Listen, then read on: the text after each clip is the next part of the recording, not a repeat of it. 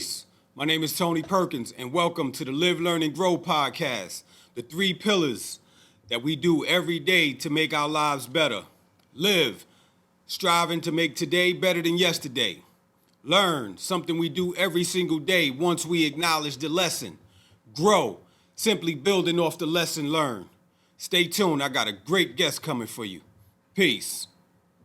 Speedy baby.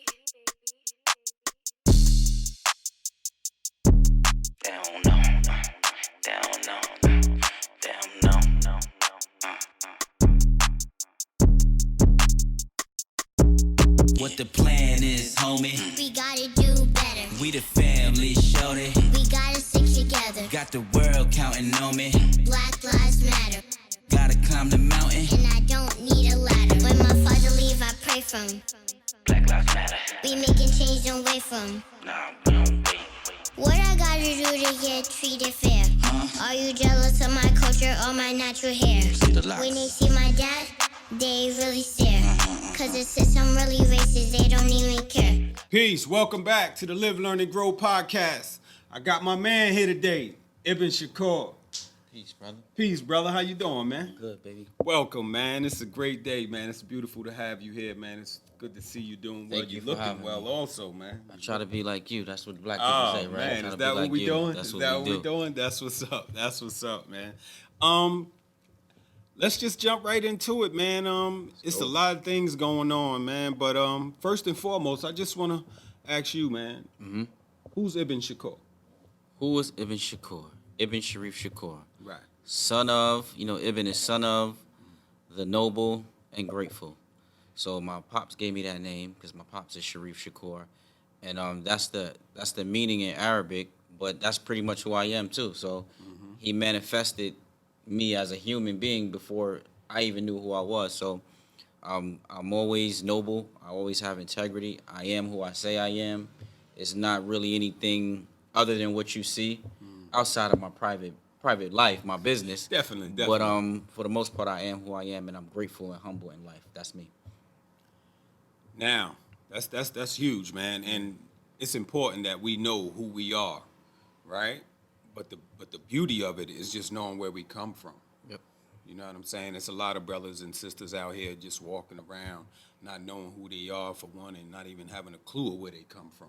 You know, where you come from is a representation of your of our ancestors. 100%. Right? So, as we're out here going through life and doing what we do, man, we always have to keep that in mind that we're a representation of someone else before us. Right? What's your Yep. thoughts on that? I agree. I think that, like, without even knowing sometimes, I feel like without actually having, like, hardcore data, I think a lot of us, or some of us, understand that we come from a lineage of, like, powerfulness and high spirituality.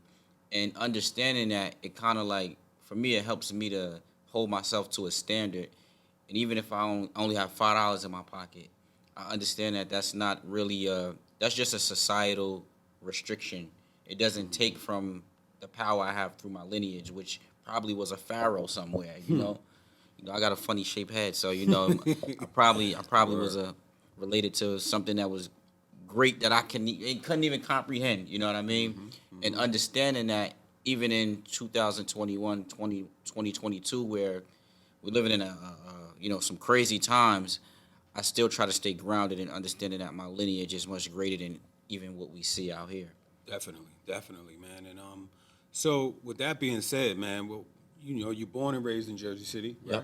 Yep, born and raised. What was your childhood like? What was that like for you? My childhood, I always tell people my childhood ended very early. I think my childhood was from about birth to about 8. At 8 years old, I think I started to become emotionally independent because of we all got some form of trauma. It's all relative. Some is worse than others. Some more complicated. But when my mother started, that's the crack era. That 80s. Definitely. Crack, dope. I was around. You were around. I know. I can hear it in your bars a lot of times. You know what I mean? Yeah. But my mother getting addicted to those drugs, and my dad, he went to prison in like 1990. He didn't come home till like he went to prison in '89, didn't come home till like '98. So you're talking about a childhood of like just seeing a lot of things, being exposed to a lot of things that I probably shouldn't have been exposed to, and it just like for me, it forced me to grow up quick. You know, could have tainted me. I could have went the other way, but the Most High just had a different plan for me, and it was destined for me to kind of get it together. Right. You lost your mom Yes, I did. at what age? I lost my mom at 20, like around 20 years old. I lost her. Yeah. Okay. Peace be upon her. Yes. May Allah be pleased with her. Ameen. I mean, So, what was that trauma like for a kid coming up to suffer a loss like that? like losing her at like 20 years old, because Yeah. you're still young, right? Right. Yeah.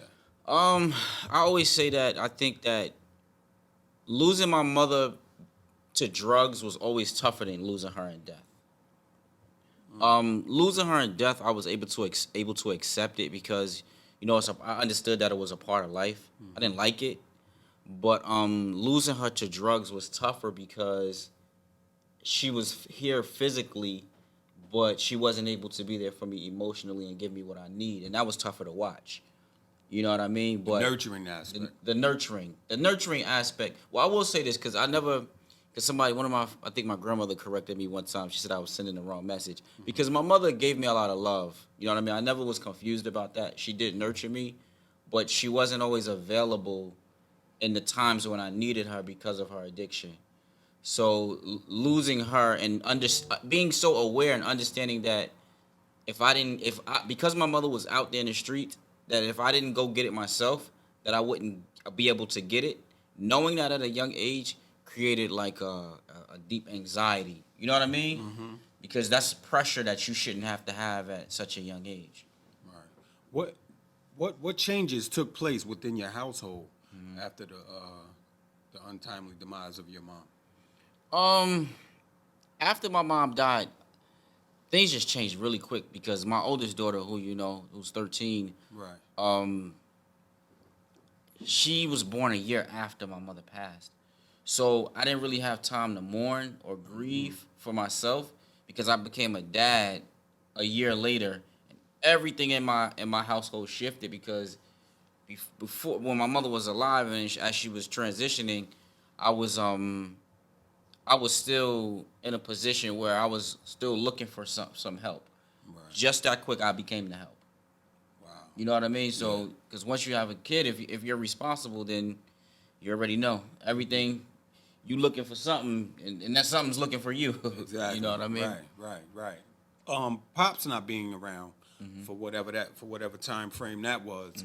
How does that affect your fatherhood today? I think that for me, everything that my father not being around most of my childhood because he was in prison made me want to give my son, plural, everything that I wanted my father to give me. The great thing about my pops is even though he wasn't there, through Islam, and my mom was still she never spoke bad about my dad, he was able to give me a lot of messages and a lot of strength, even through visits and even after he came home when I was about 12 or 13. So everything that he instilled in me, there and not there, I try to give it to my son because it's so useful. Definitely. It's so useful because he don't have that trauma I have. They need that. Yeah. He needs that. Your dad coming home. What was that like? Yo, honestly, it was kind of rough because my dad was upstate New York in prison for like 10 years, and when he came home, man, that adjustment period for him was rough. Right. I'm like, yo, bro, you got to slow down. Like I was on the same page as him because I grew up outside, so I wasn't scared because I had been raised outside. But he was very aggressive. You know what I'm saying? And I guess we're similar in that way as far as like being strong in who we are. So it was almost like this. It was almost like, I'm like, bro, be So easy. you guys were clashing somewhat. In how we view things, right? Okay. Like I always respected my parents, so I would never disrespect them. but I always had like in my mind, I had like a little like nah, you know what I'm saying? For him and my mother. So your aggression, I'm talking about your aggression. Do you feel your aggression stem from you growing up outside and just having to have that aggressive mentality? I guess like when you say outside, you mean like what? I mean, like, all right, if you take the fact of that I was never into criminal things, Okay. if you take that out of the equation, because it just wasn't who I was, Right. I was still outside because I was always following behind my mother. She always dated guys who, we'll go back to how she met my father, but she always dated guys who were in and out of prison. So those were always my influences. Now, she did always date men who had pretty decent morals. So even though they were in and out of prison, and you know we were on Ocean and Claremont and standing here, that's what I mean by outside. Right, so right. that's Okay, where gotcha. I learned my behaviors from. So I still, even though I'm a calm guy, I still try to, that's still in me. That's why pull-ups and you know what I mean. That's where I get that stuff from. Yeah, man, and I just want to harp on that aggression, because I have my brother. He just came home from prison, and he's been in and out of prison for a lot of years now, and he's very aggressive, So I'm thinking, more or less, it's just the environment that requires aggression. Yes. Inside of prison, you know what I mean? Yes. So I kind of think, brothers coming home from prison just have to make that transition. Yeah. You know what I mean? And deal with reality of what it is now. Because I think, just using my brother as an example, being incarcerated for so long, How long I for wouldn't him? say a total of probably maybe in and out, I'll say probably maybe about 30 years. Jeez. You know what I mean? So it's hard to say institutionalized, but it's easy to say institutionalized. yeah. You know what I'm saying? It is what it is. It is what it is. Yeah. So I kind of get it when you say your pops was aggressive. Yeah. You know what I mean? So that's understandable. You know what I mean? And sometimes it's like I like to do the separation. Like if I'm coming from an environment and now I'm here, it's two different environments. So I adapt to the environment that I'm currently in. Yes, sir. You know what I mean? So did you feel you needed to give him a pass on that? Being at like 12 years old, I didn't understand was it. young. I was young, so I really didn't understand it, but I felt it. You felt You know what I'm saying? And I actually, and I know you're gonna watch this, but I've never even talked to my pops about this, right? Like it didn't throw me off, but I was aware. You know what I'm saying of that aggression and just him coming from being in prison and being isolated in an institution, and then coming home and I'm in middle school. You know what I'm saying? Like it's like a whole that's two different worlds. Like I'm coming from trying to do good academically and trying to work on things and two different worlds. Like how can I expect him to hit the ground running and know what to do with me in that environment? Wow. I seen somebody post on social media a couple of weeks ago. I think it might have been you. Don't blame your parents. They were learning too. Yes, forgive your parents. Forgive they were your learning parents. too. They were Yes, learning too. yes. That's huge, man. Because I look, it's a few things, man. I was pretty fortunate, coming up as a kid, but in that way though, you know what I mean. I didn't really want for anything, Thank Allahu Akbar for that. But it kind of, I look at a lot of guys that I went to school with, guys who were playing hooky and going in and out of the juvenile detention center. You know what I mean? They didn't have that home structure. You know what I'm saying? And now I look at them today as adults. They're on their grind. Yeah. You know what I'm saying? And me, I'm on my grind, but I'm a little lackadaisical sometimes, you know what I mean? But them coming from that environment and not having maybe a meal or dinner every night, you know what I mean? Survival mode. And they would just refuse to go back to that. Yes. You know It's a very tough thing, right? Like I live in survival mode and I have to learn how to live and thrive instead of just survive. Shout out to two people, right? They're both deceased. My great grandmother, Jamaican woman, my mother's grandmother. She helped raise me till I was about 12. And my grandfather, my mother's father, wasn't in the household, but was very much gave me those things that you just said you had. So it kind of just, people on the outside, other than people who saw my mother doing drugs, didn't really know what I was going through because my grandfather always made sure I looked good, and so did my great grandmother.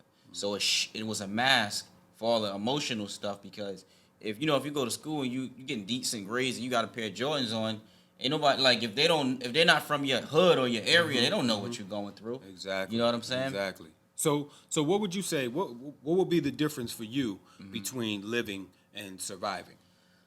Living and surviving. I think there's a certain level of understanding that comes with living when you're living, right? Like, you understand process, you have patience, you don't react quickly. You know what I mean? You kind of can absorb moments and not put unnecessary pressure on yourself and enjoy life. When you're surviving, you can't stay in the now. You're always thinking about every worst case scenario that could possibly happen that will remove you from your current stability. Right. And when you operate like that, you move so fast, and it's like you chasing something that doesn't exist. Because in reality, we have no control over what might happen. I don't know what unforeseen occurrence might happen. And me stressing about it ain't gonna change it. Exactly. So I walk that fine line, and that's something that, because I started living in survival mode at such an early age, I'm 35, about to be 36. It's something that I'm probably gonna have to battle for a very long time. Wow, that's real, man. That's real. You're a college graduate. Yeah. From St. Peter's University. St. Peter's, expensive university. Yeah. Right. Therapy. Yep. Licensed therapist now. Licensed therapist. Yep. So it kind of paints the picture. You know what I mean? Full circle. Mm-hmm. Right. So you being a therapist and going through what you went through as a child and still today, is that what sparked that interest in therapy? Yep. It's like 50% of it. It's 50-50. The other 50% is when I started working in the school system and I was in a classroom, and I noticed that the kids that were coming in the classroom, they didn't need me as a teacher. I needed to get to them before they even got to the classroom because of the issues that they had. Wow. So when I take what I went through as a kid, somebody should have put me in therapy.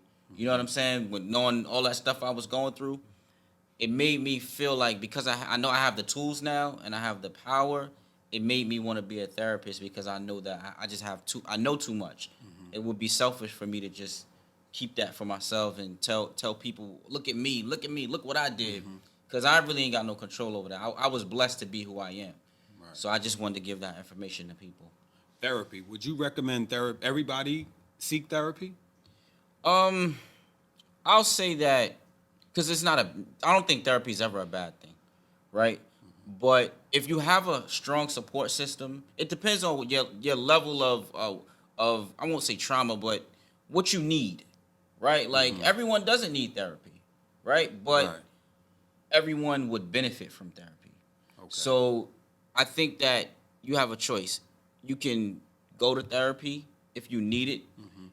That's an assessment that we can make if we talk to someone and say, let's unpack all this. Yeah, you might need to go to therapy. But if you're someone who you feel like, everyone's different. If you feel like you manage stress well and you have the information, you may just need a support system. You just may need people around you to help you balance, the right people, of course. Right. And that might be good enough for you. But I think in our community, when we ignore the trauma, if you experience a certain level of trauma, or any trauma for that matter, I say go to therapy. That's just my opinion, though. Right. I say that because I've always been the one to really knock therapy. Not like it was a bad thing. Like, I was always the one, man, I ain't going to therapy. I don't need no therapy. I was too. I'm with you. Right. And it's so funny because my daughter came to me, years ago, not too far ago, about five or 6 years ago, and she was like, "Father, I'm going to therapy," and you know, it was like, for what? Like, what's wrong with you? What's like, wrong? You know what I mean? That's the like, negative connotation that something's exactly, wrong. But it's exactly. not. Yeah. Right. So I say that to say, you know, us going through this pandemic. Yeah. You know what I mean? I think that's more or less traumatic. Yes. And the pandemic exposed things that were already there because we couldn't go nowhere. You got to sit with yourself. Exactly. You know? You know what I mean? So I think, you know, just going through that whole process is definitely a need of therapy. 100%. You know what I'm saying? So I try not to tell people like, because I get pushback sometimes, like, because I don't ever want to overstate, like, oh, you need therapy. It's all relative to the person, right? Like, I needed therapy at some point.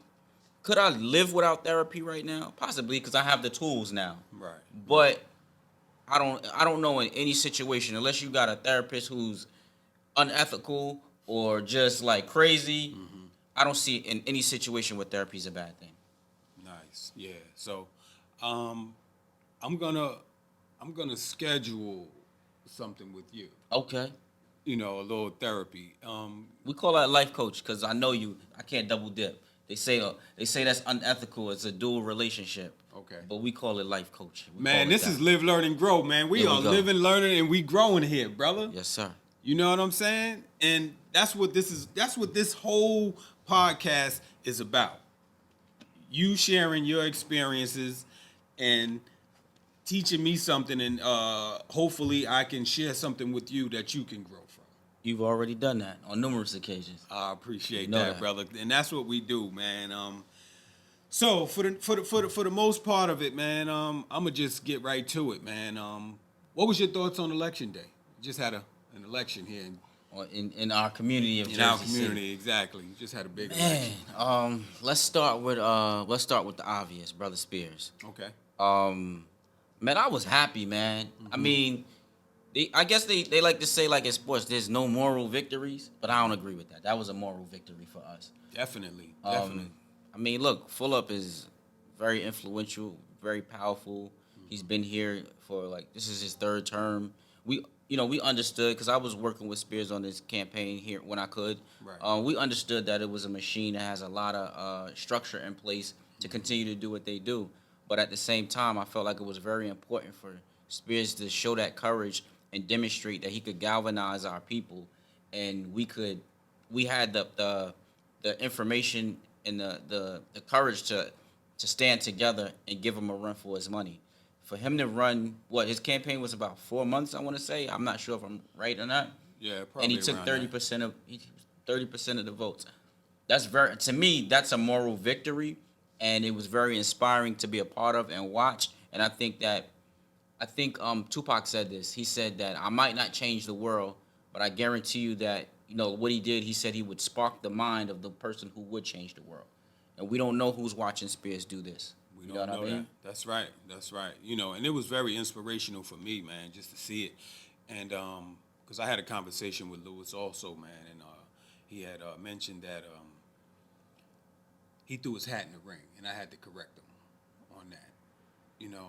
Nah, you're not throwing your hat in the ring, man. You going for You grinding. You grinding. We getting it. Yeah. You know what I'm saying? You doing it, brother. Yeah. You know what I'm saying? So, but for the most part, man, there are no losses for me. Yeah. My L's define lessons. There you go. You know what I'm saying? You said that in the bar. Yeah. I remember that. Yeah. You know what it is, man. But and Wu, we got Wu too, right? Yeah. Frank Gilmore, yeah, man. That was huge. That's a big win. That's a big win for Jersey City. Yep. You know what I mean? And I just applaud all the guys, man, all the candidates who even had the guts to even run. Yes, because I can't do it. I'm gonna be honest, I can't do it. Yeah, and it's crazy. A lot of people come at me, but the crazy thing about it is they might say that to me just because I'm saying what's up to this one, or I'm saying what's up to that one. Yeah. Oh, you know everybody, or everybody know you. You should run for office. Yeah. Nah, that doesn't define that. You know what I'm saying? That doesn't define that, man. So, big up to all the brothers and sisters, man, who actually ran for office, man, and tried to make change in Jersey City in their own way. Yep. You know what I'm And saying? we'll continue because it will don't continue. just the beginning. It's just the beginning, man, and we need that here in Jersey City, man. That Yeah. representation. Yes, You representation. know what I'm saying? And how does it feel as an educator? Mm-hmm. You know what I'm saying? When you enter schools, man, and you just see young kids that's coming up, man, and like you mentioned something that was actually a little inspiring for me, Mm-hmm. man, because you said they don't need you in the classroom. You need them before they get to the classroom. Before they get there, I knew that. Like, I don't want to say any names, but you know, we've lost a couple of students to the streets. You know, and that stuff touched me because I saw what they needed. You know what I mean? And of course, I can't give it to them all by myself, but Right. I mean, it just speaks to the system, man. Like, if I can look at a textbook from 1960 something and a picture of a classroom looks exactly the same, the structure, the setup looks exactly as the same as a school in 2021. That's foul. Like, we know too much to be sitting in a classroom like this, looking at, like, we know way too much to treat, especially our kids in our communities where we need a lot. We need different types of work, right? Like, it's our social emotional health that we need to be worried about. Right. So I would say more or less like that intense mentoring. Yeah. And it should be, if you spend so much time in school during the course of the day, why is that not a part of the curriculum? This, like, you got kids coming in who need moral grounding. Like you talked about, survival mode. Kids who are spending their whole school careers in survival mode. Why are we not addressing those needs? Only time you hear somebody really going to counseling, even in a school setting, which we have in our schools now, Right. is when something's wrong. Right? Like, grief. Or if you're showing, like, we got to be proactive about that. Right? Let's be real about it. We know what this like, even if a kid is getting straight A's, we know the environment that we're in. Talk to that kid. Because there's a lot of kids who have straight A's that we went to school with. And then just like that, just because of the environment. That's right. You know, getting them before they get to school, man, is very important, man. Very. You know, just coming into the schoolhouse, man, and just First seeing thing in them the morning, what should they be? Like, Pressure said this on my interview I did with him. Like, as simple as this may sound, how do you feel? Like, when kids are coming into schools and sitting down, and you want them to write right away, do now activity. That do now activity needs this. How do you feel? It's the little things. Yeah, man. it's the little things. It's the little things that we overlook so much, man. And one of my biggest pet peeves, man, is just saying good morning. Good morning. Hello. You know? Right. It's the little things like that, man. The little things, man. And it means so much, and it goes so far. Yep. You know what I mean? A good morning and a reciprocation with good morning sparks a conversation. Yep. You know what I mean? And you never know where that conversation can go or what it might lead to, or you know what I'm saying? And You know never you can't fool these kids, as you know. Not at all. You can't fool them. Not at all, brother. Not at all. But what's your thoughts on the gun violence here in Jersey City and throughout? Throughout the country. I don't know Yeah. about too much about internationally. What Yeah, it's like, but you know what's going on. Yeah. I mean, accessibility to guns is just crazy. You know what I mean? Kids know how to get guns better than me. You know what I'm saying? Right. Man, I still think that a lot of the gun violence, the actual acts of violence, is maybe tied to trauma. You know what I mean? It's like a disease, right? Like this anger, like you said earlier, the aggression. It's a manifestation of unresolved issues. Like, sometimes when I read the paper, and I've been in education just long enough where, like, the first group of kids I worked with are grown now. Right. And when I see these, I see crimes and I see names in the paper, and why am I not surprised at this kid? Because I saw that brewing over the course of his academic career, whether I knew something that he was going through with his mother, or he was upset his dad was in prison.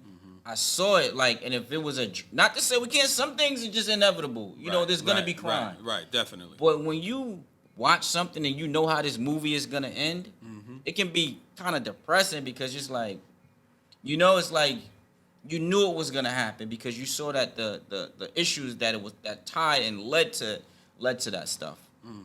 Amendment 13th. Amendment 13th, yeah. What's your thoughts on that?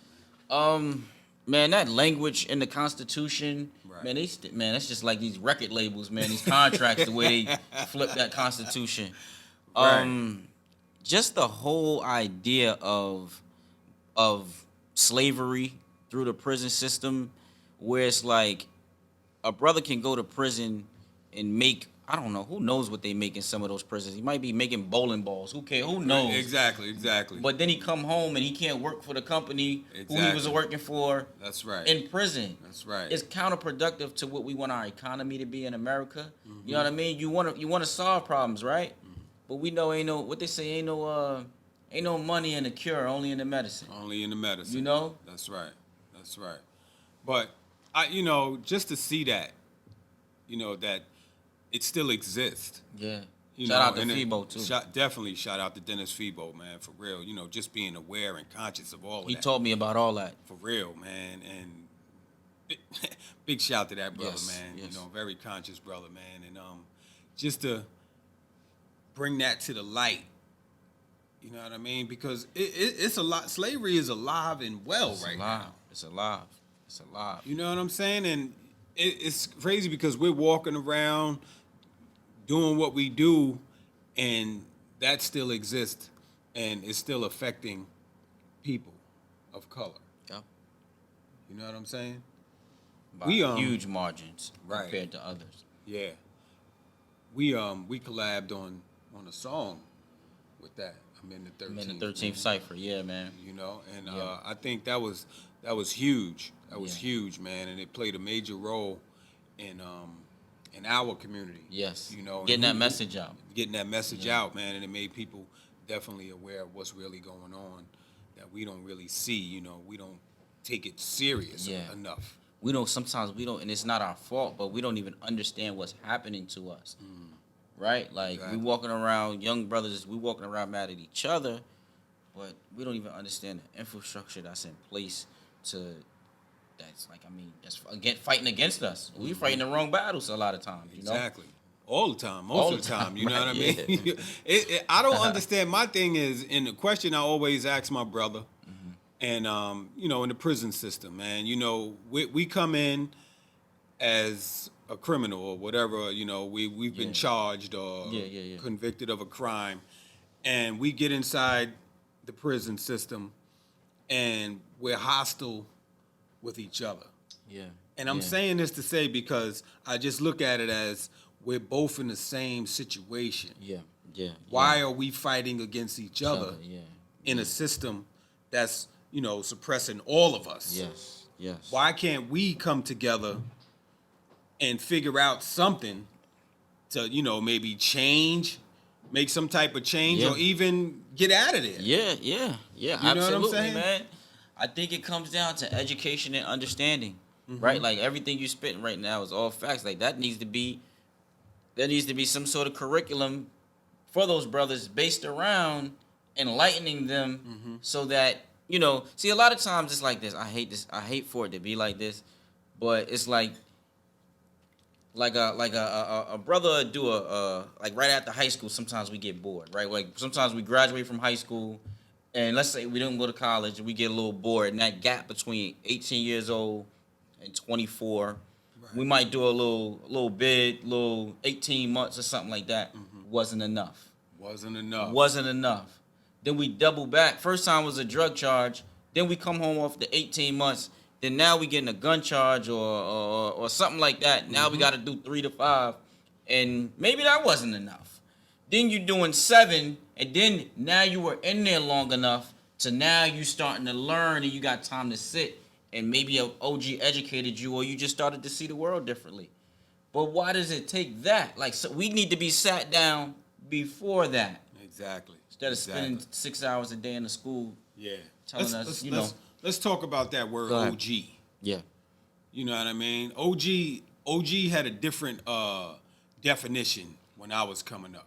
Me too. I'm a little bit behind, but me You too. know what I mean? Like OG was that guy, that older guy who pulled you to the side, you know, or he seen something in you. Mm-hmm. You know what I mean? Or he recognized how you was moving, if it was reckless or if it was positive. Yeah. You know what I mean? He always had some encouraging words to give you or a lesson that a jewel that he would drop on you, man. That's not the OGs today. Nah, man. It's You not. you just said how the youth have access to these guns and stuff, and it's nothing but these OGs, so-called OGs providing these youth with these guns. Man, listen. The thing about the OGs, right? And I hate to be like old uncle now, right? Like I'm getting up there, I'm about to be Uncle Ib. Yeah, but that's what it is. It is what it is. I think part of the reason is that clout is real now. Like people are able to, with social media, we can project to the world whoever we want to look like. And I think a lot of the young brothers who are in gangs or who are in the streets, they're too young to be considered OGs. They're getting a lot of stain, a lot of clout on the street at such a young age. So it's like, how are you 24 years old, you a big homie, and you telling 14, 15-year-olds what to do? Yo, the brain doesn't even completely develop till about 24, 25. Right. So right, you're irresponsible and reckless, and it's the blind leading the blind. The blind leading the blind. OG, man, when I used to think of OG, when I was a kid, I'm thinking about, at least 35, you know what I'm saying? Climbing up to 40. You got big homies that's like, you know what I'm saying? Like, I'm almost could be their father, you know what I'm saying? Right. And I'm young. Right. So, we got to change the narrative, man. And I really appreciate the lane that we're in.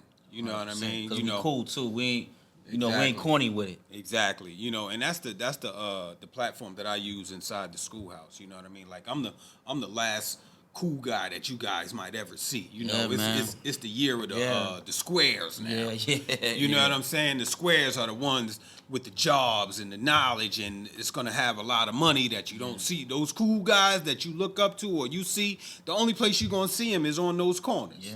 Yeah. You know what I'm saying? So we got to change the narrative with that, and I appreciate how we do it. We do it in music form. The music. So let's just jump right into that music, man. You're an artsy guy. Yeah. You know what I'm saying? So when did you first realize that you had some talent? Musical talent. When I was like in the 4th grade, I played the drums. The first thing I ever wanted to be was an actor. But about 4th grade, I fell in love with when I was playing the drums. I fell in love with Meth and the Wu-Tang. That's my first favorite rapper ever. It was Meth? Meth, first one. Wow, that's dope. That's first dope. one ever. That's dope. First one, man. That's dope. And I'll never forget. I tried to write a rap when I was 9, and because my pops always used to say Assalamu alaikum to me. I started off with Assalamu alaikum, wa alaikum assalam. You don't know me, you don't know my. I got that from Meth, like you don't know my style. Right. And a fucking mouse ran across the floor.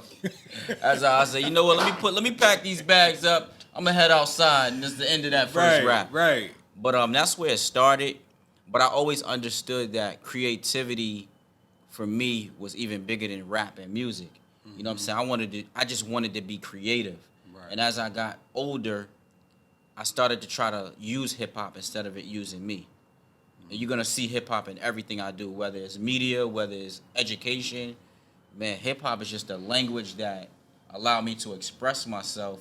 I couldn't sing. Right. You know what I'm saying? I couldn't do all that. so that was an easier way. Yeah, man. And you do it well, man. And you said your first love was acting. You said you wanted to act. That's the first thing I ever wanted to do. If you look here in my questions, man, I was curious, brother, to see if that was one of your interests, acting. First Did you thing have ever. any experience with that? Well, at an elementary level, I had a teacher named Miss Stevens at PS 29 who put us in plays. And, man, like, that was just... you know what? The thing about acting for me, what it allowed me to do was, because I have a very calm demeanor, I was just blessed and born with that. My dad has one, too. My mother was a little bit of a live wire. Okay. So Opposites attract. opposites attract. So my acting allowed me to express what I suppressed. Right? Like there was times where like I'm seeing aggression. There was times where I wanted to clock somebody upside the head, but I couldn't do it. It wasn't smart for me to do it. Right. I knew better. You knew better. But acting will allow me to express that aggression. I wanted to cry, but I stopped crying because I got tired of crying because I didn't want to be sad anymore. So acting allowed me to express those emotions that I didn't get a chance to express anymore. When was the last time you cried? Oh, man. That's a great question. I just asked somebody that, too. I want to say maybe like 2 weeks ago. 2 weeks ago. Like 2 weeks ago. That's good. Yeah. That's excellent. It's healthy. Man. It's definitely healthy. I haven't cried in 14 years. Damn. But check it out. But when you say cry, you mean like Cry. tear, Tear. gotcha. Cry. Yeah, about 2 weeks ago. Right. Mine was about 14 years ago, right? But the crazy thing about it was my grandmother recently passed, like, I think it's been about 3 years now. I remember, yes. Right. About 3 years ago. And my mom had called me. She was in the hospital, and they told me, you know, it was telling my mom that she was good. Yeah. She was straight because my grandmother was walking around doing crazy stuff, you know what I mean? And wasn't even on no type of medication. And she said, Tony, meet me at the hospital. So I go to the hospital, and then when I enter the room, they're actually in the process of trying to bring her back to life. Resuscitated, yeah. Right. And I just went to the corner because it was over. You know what I mean? And I you seen knew that. Yeah. I seen that. And the crazy part about it is I haven't cried in so long, I didn't even know how to cry. So Man, when it felt awkward. it felt extremely awkward. And I was like, wow, like just trying. I was aware of what was going on, but couldn't even cry. Right. Because it's such a foreign thing. Right. I'm not a crier. My daughter asked me this about 6 months ago. Daddy, you don't cry? Like something's wrong with me. And what you're saying now, I would say like 3 years ago, I probably went a long ass time without crying. It wasn't until I started like reading and about like how it was healthy to do it. Because there were moments where I know I wanted to cry, but my mind had already been trained to not cry. So if I was sad, crying wasn't even an option. But now when I feel any sense of sadness that's rational, I might listen to a song, Right. or try to get into a place where I can let it out. That was something I didn't know how to do before. So now I don't cry on purpose, but if I do feel the sadness, I'll try to spark something to bring it out because I know it's something that needs to come out. Right. You're an actor though, right? I don't have no real experience, but I would like to, at some point, I think that's like on the bucket list I've done it a little bit, but Right. So I just hope, he's in here with us. Gil, Gil's a producer and a writer and all that kind of stuff. So multimedia guy, you know what I mean? He's always looking for talent. You know what I mean? So here it is. All right, let me know, man. I'm always for the love of it. Right, for the love of it. But right now, speaking for Gil, cry right now. Nah. You see, I got to go get my Heath Ledger on. You got to go to a dark place first, and then we can come back. I hear you. That's dope. The Spot JC. Yes, our spot. What inspired that? What inspired that? I've been doing a lot of work. We both have for a very long time in the community. And then I got with my boy, Terrence Williams, who he's more business-minded. He wanted to combine his business mind with the work that I've already been doing. We in the hip-hop class, hip-hop education, therapy, creativity. So we, it's kind of like the LeBron, Maverick Carter type thing. Right. So we combined our minds and said, let's have a space where we can hold our youth and give them a place where they can acting, photography, hip hop, where we could, hold court and do all that stuff there. And we starting a program in 2 weeks, actually. Nice. Acting, got some real trained acting teachers in there, photographers, videographers, and we're gonna make it work. How important is it to have facilities like that in Jersey City for youth to be able to participate in acting classes and music programs and all that kind of stuff, and just get therapy and all that kind of stuff? How important is that to have in our community? I kind of view it, I don't know if this is the wrong term, but I kind of view it as like a public safety type thing. You know what I'm saying? Like, we don't take the arts and creativity and things like that as things that are crucial to our survival or living, or thriving. It's important, because how many times do you hear artists say, this saved my life? If I didn't have this, I don't know where I would be. And a lot of times our kids don't have the tools to channel all these things. Like that class clown, like I had a class clown one time. I said, you know what, since you want to be a class clown, I want you to go home and study stand-up comedians. You're gonna come back here, you're gonna do a set. You know what I'm saying? Like places that can help them channel that undeveloped energy that you don't know. Like we might spark a mind, and then 20 years from now he coming back and he buying a building. And we good to go, but That's right. Gotta have the hope. We a lot of times they give up on us. Right, but I just feel like, with programs like that, a lot of these kids are afraid to express themselves and just be 100%. great. Yeah. You know what I mean? They're afraid to be great, because we have some talented kids, man. Like with music. You being an example for the kids that you're educating on music and stuff like that. You highlight a lot of artists, right? And you kind of pinpoint in their lyrical content, which is key. Yep. Right? Yep. The lyrical content, they say, is what's fueling our kids to do negative things. What's your thoughts on that? I think that, for one, I'll be realistic about it. I'm start with the negative first, right? Like, we're living in a society where everything looks so easy and it's so microwavable that kids see artists and they want to do it, and it inspires them, but it's not always the most positive type of inspiration. But on the other hand, artists have always been a reflection of the times and their environment. So it never starts with the lyrics. It starts with our environment, our trauma, and then the lyrics kind of like reflect on what's really going on. But the clout aspect of it and the accessibility that kids have now to studios and videos, they can be a shooter on track just like that. I mean, they can record in their house now. They don't need, you know what I mean? Right. What you said meth. Method Man. Method Man. Cow. Right. What was it about? What was it about meth? For me, it was like Meth's flow. You know what I'm saying? Meth's flow was just like, Raekwon and him was a little too advanced for me, right? I can appreciate Raekwon now.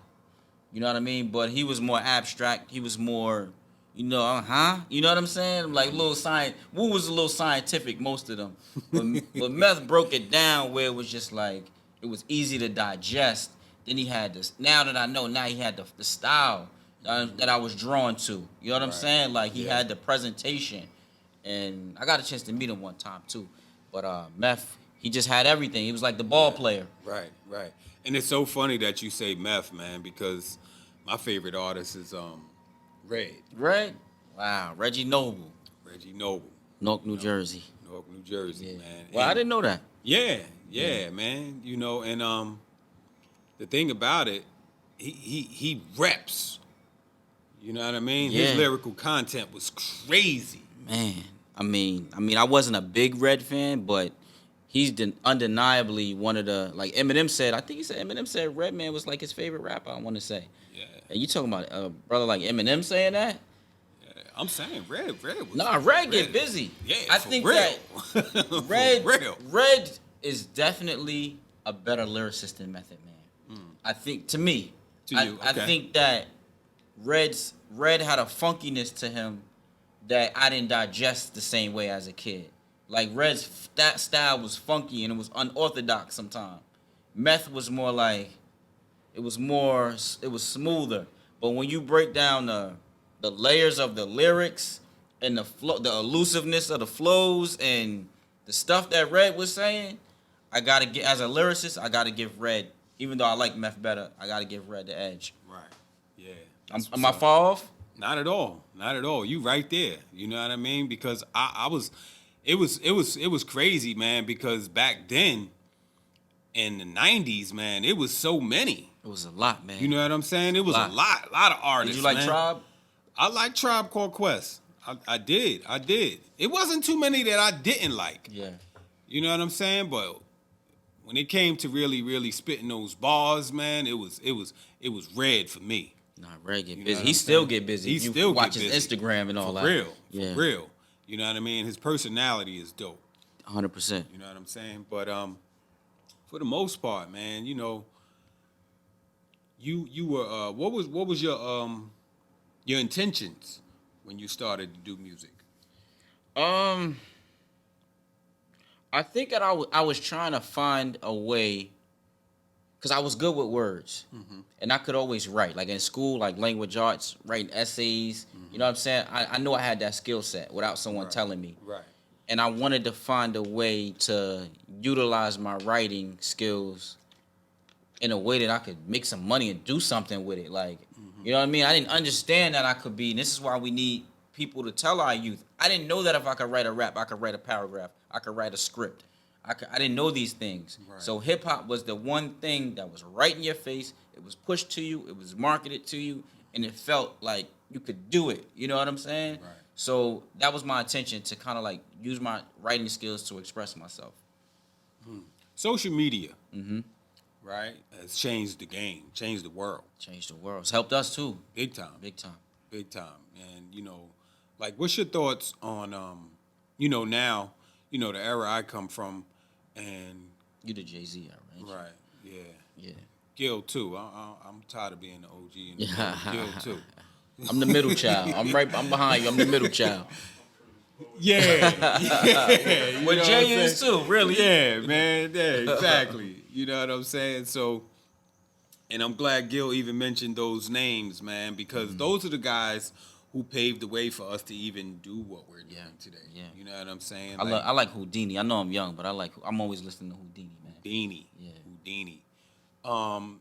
Have you seen the movie Beat Street? I did, but I was very young.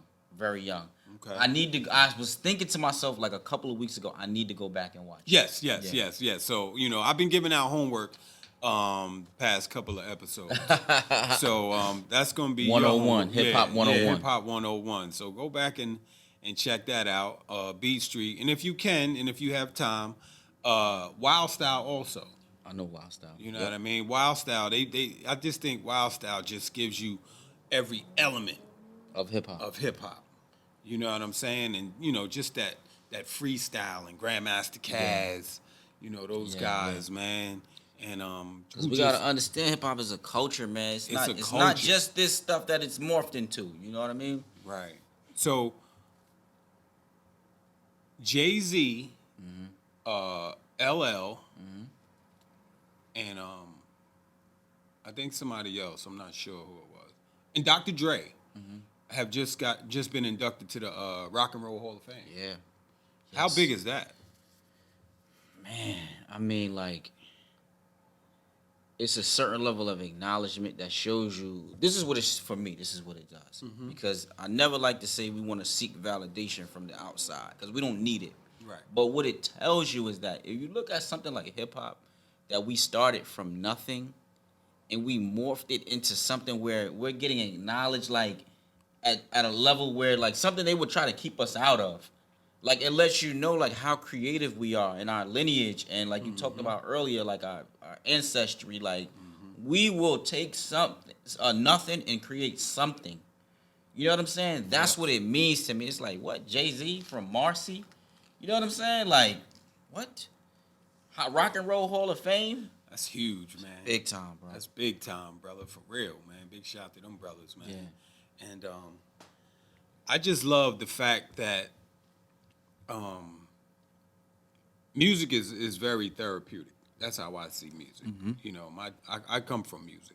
My dad is an entertainer. Yes. You know what I'm saying? And I be trying Smooth dude. Right, Yeah. right. And I be trying to sing, man. I be trying it, man. Is it in you?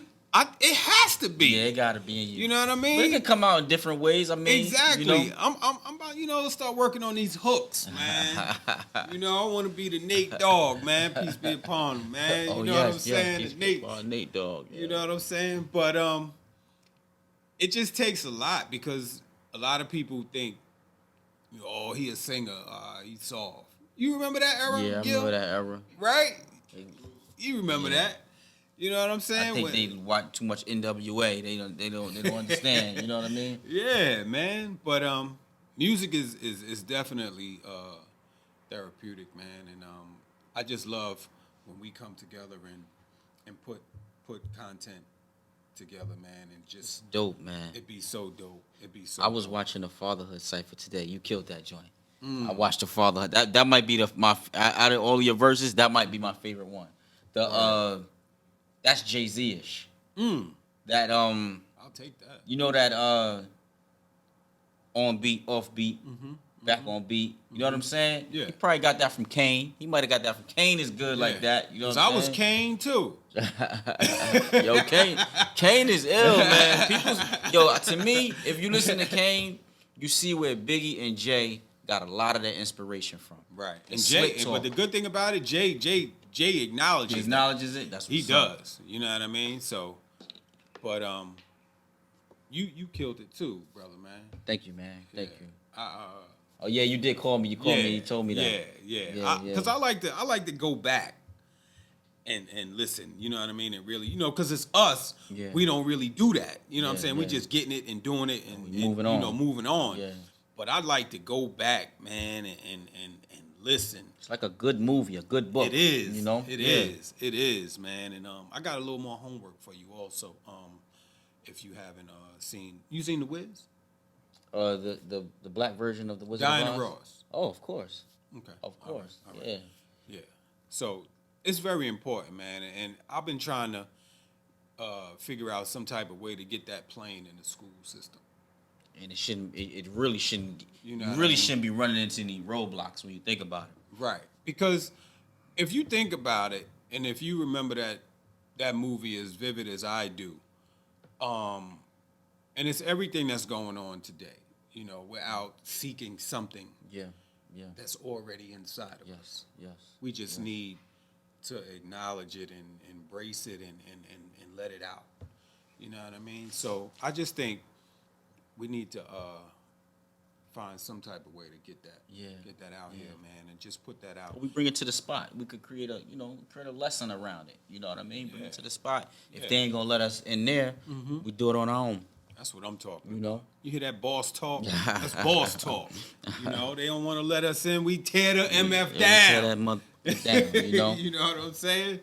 So it's been a pleasure, brother. Yo, it's always a pleasure. We always building. No doubt, We always man. just on camera this time. Exactly, and that's what needs to happen, man. With a lot of our brothers and sisters, man. Let's come together, man. Let's build. Let's talk to each other, not talk at each other. Let's talk to each other, man. You know what I'm saying? Because there's a lot of things that could come out of this, man. But it's definitely a pleasure to have you, brother. I love you. Brother. Love you too, man. Salam, man. And definitely, man. Live, Learn, and Grow, the podcast, man. Tony Perkins. Yes, sir. Ibn Sharif Shakoor. We out of here. Peace. Oh, oh, oh, oh.